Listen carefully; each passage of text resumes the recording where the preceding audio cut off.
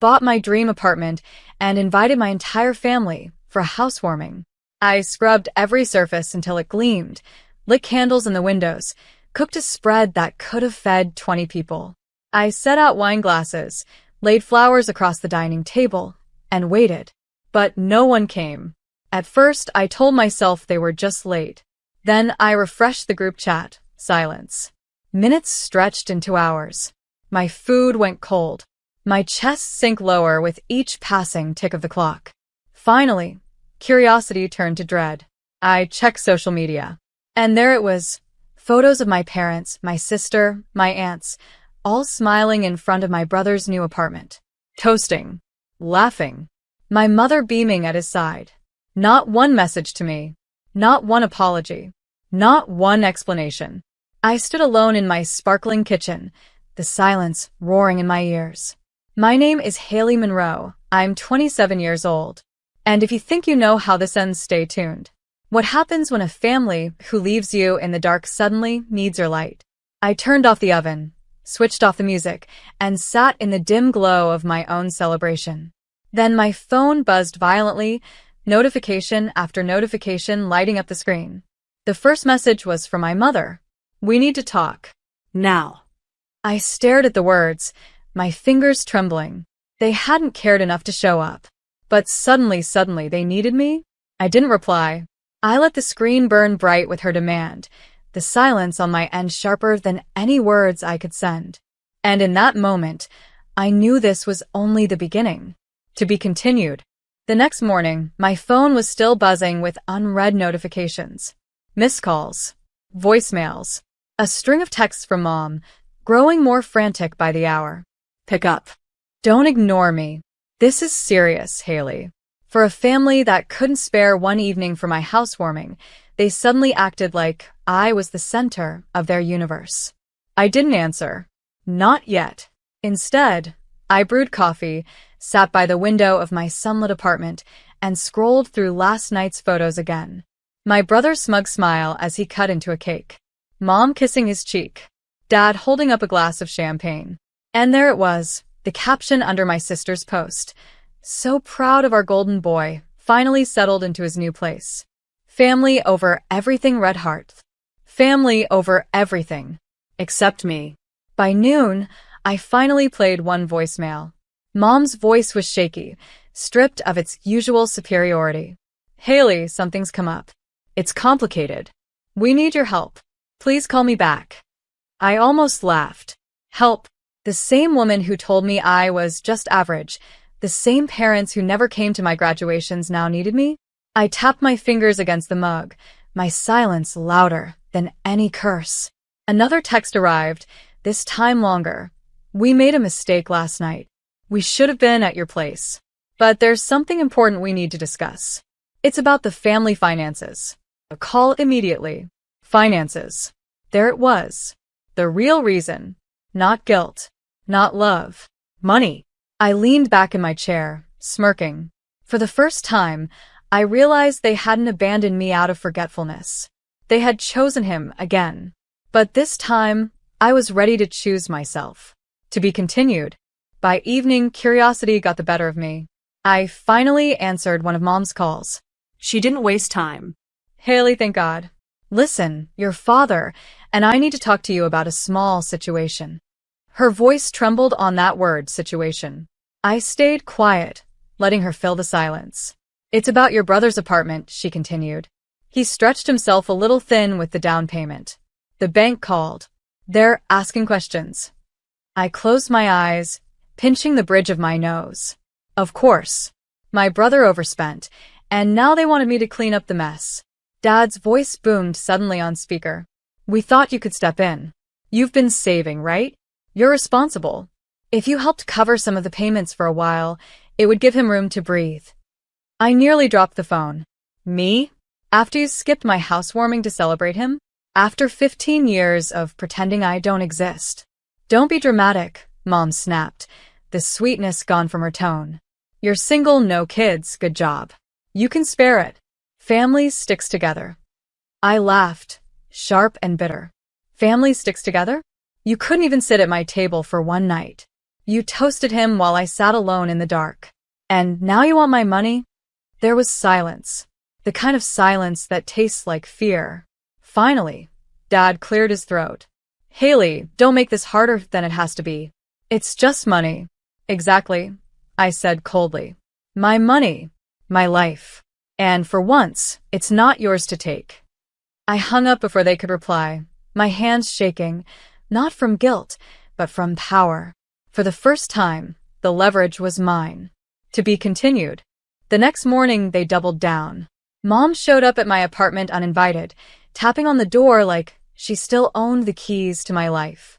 When I opened it a crack, she tried to smile, her voice syrupy. Sweetheart, we didn't mean to upset you. But you don't understand how serious this is.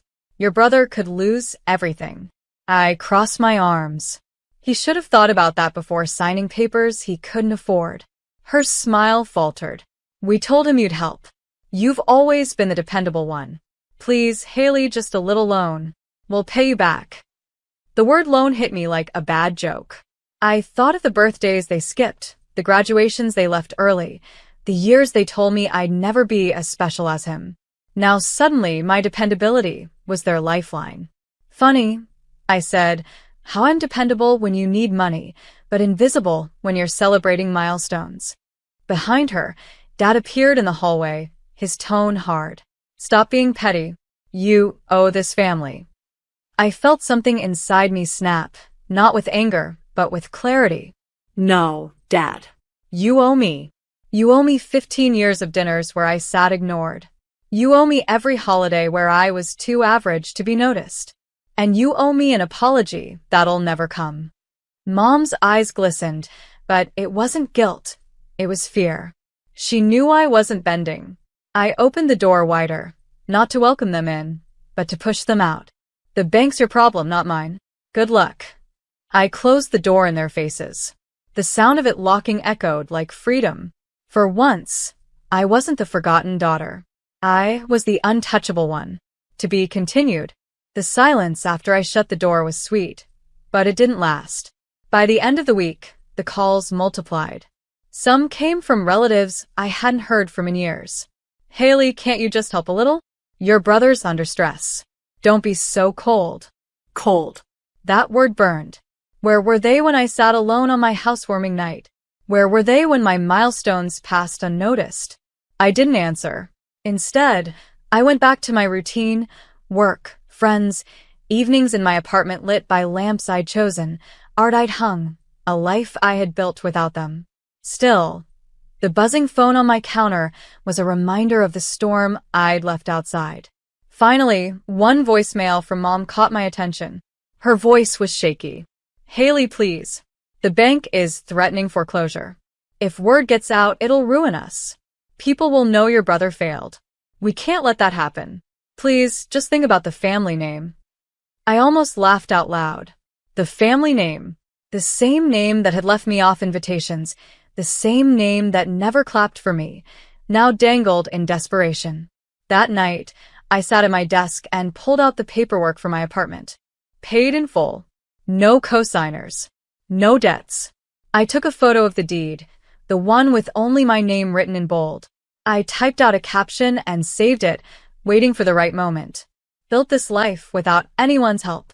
Some stories tell themselves. The power wasn't just in refusing them. It was in letting them realize slowly that I had already won. And for the first time, I wanted them to watch me shine without their shadows. To be continued. Easter weekend.